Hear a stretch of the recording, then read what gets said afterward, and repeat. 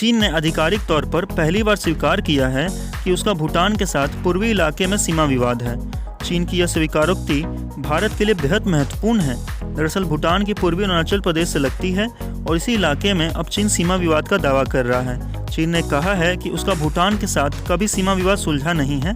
Hindustan times की report के मुताबिक चीन ने कहा कि भूटान के साथ उसका लंबे समय से पूर्वी, मध्य और पश्चिमी इलाके में सीमा विवाद है।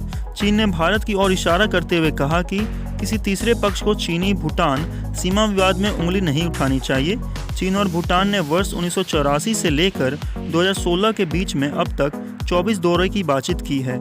इस दौरान बातचीत में केवल पश्चिम और मध्य इलाके के विवाद पर चर्चा हुई थी। भूटान के सूत्रों के मुताबिक चीन और भूटान के बीच पूर्वी इलाके में कभी कोई सीमा विवाद को लेकर बातचीत नहीं हुई थी। दोनों पक्षों ने मध्य और पश्चिमी इलाके में सीमा विवाद को माना था। यहाँ तक कि सीमा विवाद को सुलझाने के लिए एक पैकेज पर सहमति बनी थी। यदि चीन को पूर्वी सेक्शन में अपनी स्थिति वैधानिक लग रही थी तो उसे यह मुद्दा उठाने चाहिए था।